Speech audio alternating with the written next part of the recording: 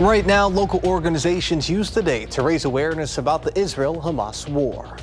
Also, the Packers head further east on the Rust Belt to face off against the Cleveland Browns. We see if they were able to keep the win streak going. And it's the final day of the Willie Street Fair. We'll take you there. That's all coming up at 5:30. Good evening and thank you for joining us tonight. I'm Jalen Banks. I hope you're all having a wonderful Sunday. Before we get to those stories, let's go ahead and get a look at your certified most accurate forecast with the meteorologist Blaze Keller. Blaze. And we are looking at a more quiet Sunday afternoon. There have been a few showers, but most of the thunderstorm activity is staying into the Chicagoland area, just over the border there in northern Illinois. We may squeeze out a shower or two as we head further into the overnight hours. We're going to turn our attention to the northwest, though, for that shower activity coming out of parts of northwestern Wisconsin, as well as, say, parts of Minnesota. And we're also going to be dealing with a little bit of fog as well. So most of us will stay dry tonight underneath partly cloudy conditions, whereas further north and west, that's where we're going to be dealing with maybe a little bit more cloud cover, as well as that chance for, say, a thunderstorm or two. There is a look at that fog moving on in as we go into the morning commute time frame. We're starting off fall and our next work week with foggy conditions.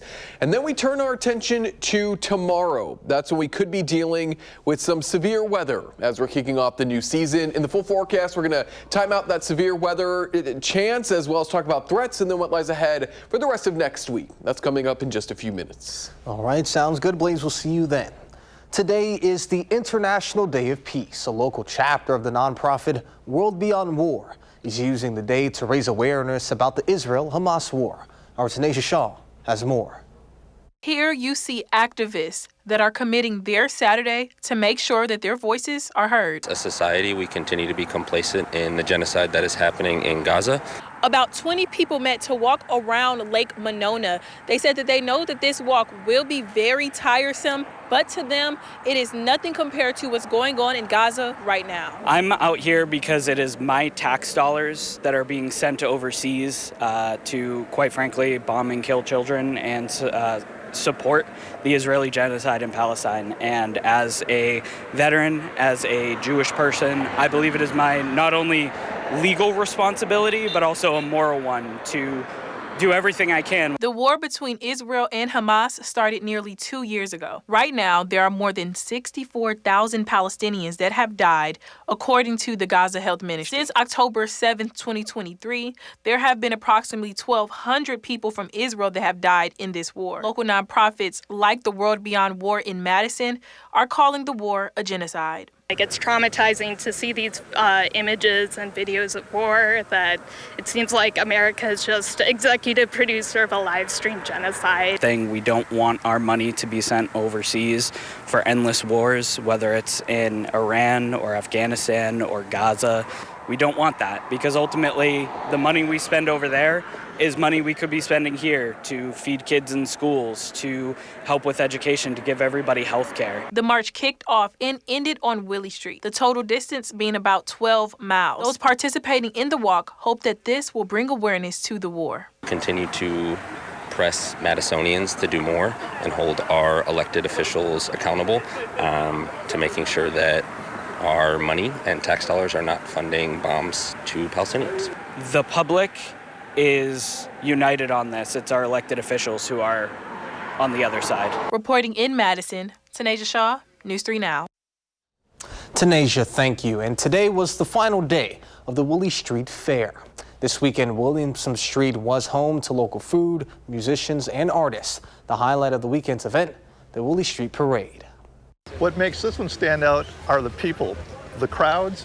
The people who live in this area are just, they can't be beat. You know, this is it. This is the center of Madison, I think.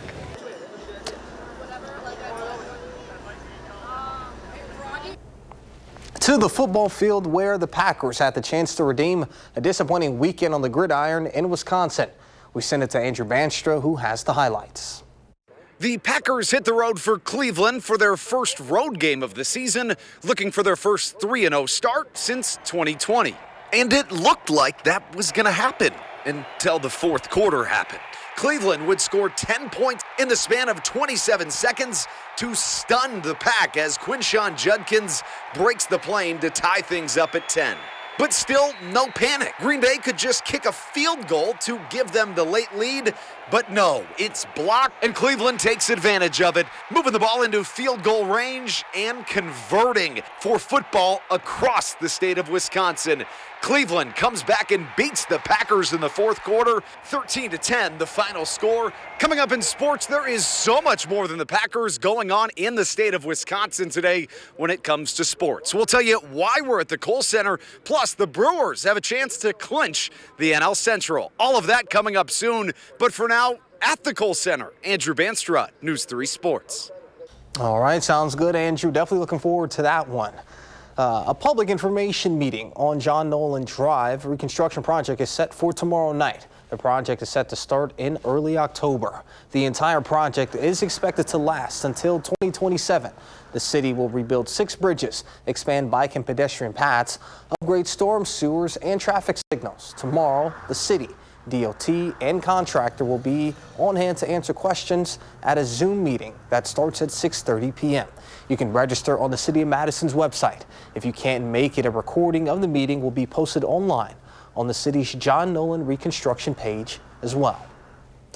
Middleton Mayor Emily Kuhn announced she is launching her bid for re-election in the 2026 race. Kuhn previously served for 5 years on the Middleton City Council representing the Lakeview Park area and much of Pheasant Branch Conservancy.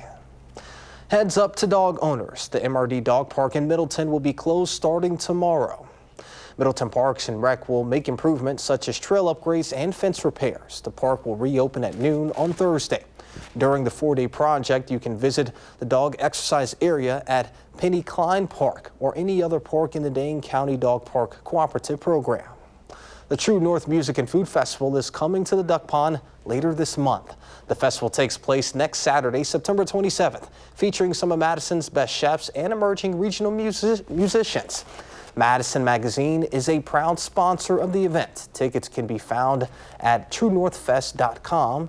and the prices start at $15. Now, $2 from each ticket sold will benefit domestic abuse intervention services and the Dane County Food Collective. Coming up next on News 3 Now, more countries join the trend and effort to recognize Palestine as its own state. Plus, thousands flocked to Arizona for the funeral of Charlie Kirk.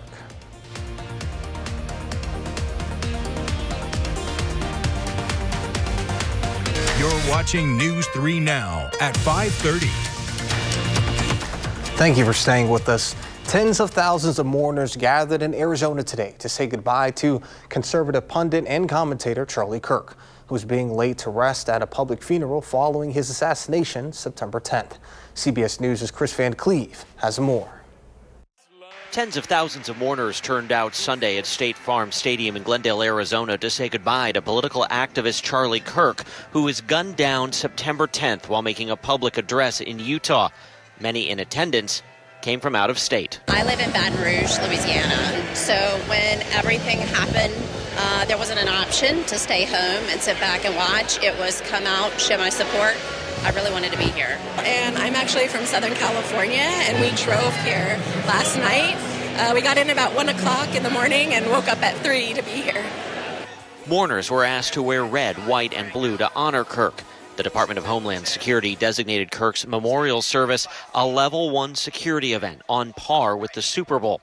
Security measures include uniform and plainclothes officers, drones, surveillance cameras, and counterterrorism sniper teams. Among those tapped to speak at the memorial, members of the Trump administration. Charlie started a political movement but unleashed a spiritual revival. My pastor texted me the day after that horrific event and said, "Pete, the devil overplayed his hand." Charlie started with liberty, but ended up lighting our country on fire for Christ. He started Turning Point USA, but this moment is the turning point. He mattered, and he will matter now more than he ever has before. Vice President J.D. Vance and President Trump are also scheduled to speak. More tributes for Kirk are planned in the coming weeks, including a National Day of Remembrance for Kirk on October 14th. The resolution to mark a day for Kirk was unanimously passed by the Senate. Chris Van Cleve, CBS News, Glendale, Arizona. Kirk's widow, Erica, has vowed to continue Kirk's work in the weeks and months to come. The United Kingdom, Canada, and Australia are announcing their recognition of a Palestinian state. It's a move that piles diplomatic pressure on Israel and puts the three countries at odds with the U.S. Israel has described recognizing a Palestinian state as rewarding terror. France also plans to recognize a Palestinian state at next week's UN General Assembly. Coming up next on News 3 Now at 5:30, Blaze Keller rejoins us with a complete look of your First One forecast.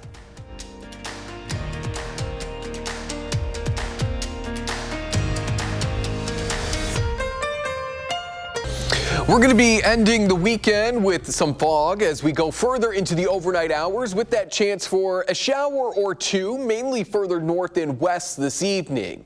Then we turn our attention to Monday. That's when we could be welcoming in the new season of fall with an isolated severe thunderstorm or two. And we'll keep around those rain chances through at least Wednesday of next week, possibly lingering into Thursday. But as we get further into next week, that rain chance is going to lessen.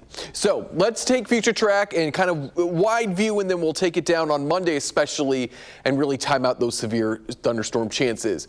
We're looking at an evening chance for severe thunderstorm as some storms are likely going to be pushing their way out of Minnesota, northwestern Wisconsin, and make their way south and eastward. A little bit of that energy sticks around into Tuesday as well, but compared to the 2 days, Tuesday's looking a little more dry than Monday, especially into the evening and afternoon. Then we turn our attention to Wednesday. A low pressure system is going to move its way out of the south and kind of clip southeastern parts of Wisconsin. We're going to be looking at those rain totals to be a little bit higher over the next 7 to 10 days. That's likely where we'll see probably more of that inch to maybe 2 inches of rain, especially if that low meanders its way closer to parts of southeastern Wisconsin. Everybody else, we're looking at likely widespread 1/4 to 3/4 of an inch of rain, but with that severe weather chance tomorrow underneath some of those heavier showers and thunderstorms, of course, we may get isolated higher amounts, but widespread totals are expected to be a little bit on the lesser side. Morning activity north of the Dells, and then we'll watch as this line of showers and thunderstorms begins to push its way southward beginning in the late afternoon, mid to late afternoon hours. This is going to be likely when we see that severe weather threat, and then those showers and thunderstorms will continue to make their way southward.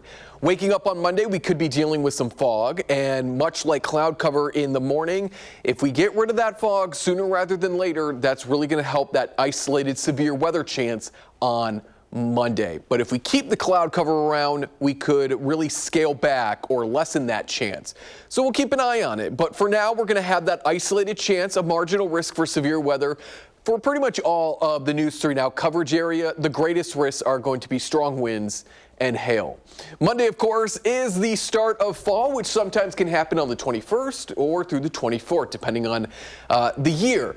Hottest start to fall was back in 2017, 92 degrees. The coldest start to fall was 43 in 1942. Only trace amounts of snow have fallen on the start of fall, and an average high is right around 68 degrees. We'll be a little bit warmer than that in the mid 70s, so not terribly warmer than average, certainly not the 90s, and certainly not much cooler than average in the 40s. We hang out in the 70s all throughout most of the extended forecast and really dry out, I would say, from Thursday onward into the middle of the following work week. Yeah, I mean, those temps look pretty nice. So. It's a nice, I think, ease out of summer and into officially fall. Yeah, for sure. Definitely looking forward to that one. Thank you, Blaze. Coming up in sports, our Andrew Banster breaks down all you need to know in UW women's volleyball, the Packers, and the Brewers. So stay with us. You couldn't ask for much more of an action-packed day in sports than Sunday in the state of Wisconsin. We start right here at the Kohl Center, where the Badgers hosted number 15 Florida on the volleyball court. Wisconsin came into this game having won each of their last 5, all in sweeping fashion. But today they would lose the first set against Florida And from there, it was all Badgers. First, it was Mimi putting it down. She had a match-high 27 kills. What a day for Collier. Later on, she handed off to her partner in crime, Carter Booth. She pitches in a kill of her own to go with her match-high 9 blocks. And at this point, Florida was faltering. And then there was Alicia Andrew, an all-around effort for Bucky, who bounces back after that first set loss, fending off Florida 3-1 as the Badgers win it. And of course, we're not going to forget about the Packers, who headed to Cleveland looking for a 3-0 start as Jordan Love and company. Trying to find their footing against an 0-2 Browns team, the Pack finally found the end zone in the third. Jordan Love fires it to John Fitzpatrick, putting the Packers up 10-0. And what looked like it was going to go down as an ugly win quickly spiraled to something worse. 10-3 Green Bay in the fourth, and Jordan Love throws a costly interception that leads to a Browns touchdown. Cleveland would score 10 points in the span of 27 seconds to stun the Pack as Quinshon Judkins breaks the plane to tie things up at 10. But still, no panic. Green Bay could just kick a field goal to give them the late lead, but no, it's blocked, and Cleveland takes advantage of it, moving the ball into field goal range and converting in a disappointing weekend for football across the state of Wisconsin. Cleveland comes back and beats the Packers in the fourth quarter, 13-10, the final score. Let's hear from Jason Welby. Andrew, thank you. I mean, a heartbreaking loss for the Packers today. I was helping a friend pick out like their wins and losses for this week. And I said the Packers are pretty much all but guaranteed to win. So shoot, I'll put that one on me. That is tough. Again, we apologize for some of the technical difficulties we had earlier and you guys' patience. Yeah, I mean, showbiz, it happens. But it does. On a different note. I was going to say a brighter note, but on a different note, Blaze, what should we expect heading into the work week? We are looking at some fog tonight, partly cloudy conditions for the most part, up towards La Crosse County, Monroe, Jackson County. That's where we could be dealing with a little bit of rain as we go into the midnight hour onwards. So that fog burns off. If it doesn't burn off in time, probably by the late morning, early afternoon, that may dampen or lessen our chances for Monday afternoon's chance for severe weather. It might not completely get rid of it, but the longer we keep the fog, the better chance we're probably going to have of just dealing with garden variety showers and thunderstorms Monday afternoon. And we'll keep that rain chance as we head into Tuesday as well, and then continuing a little bit into Wednesday. All right, sounds good. Thank you, Blaze. 60 Minutes is up next. We'll see you back here at 10.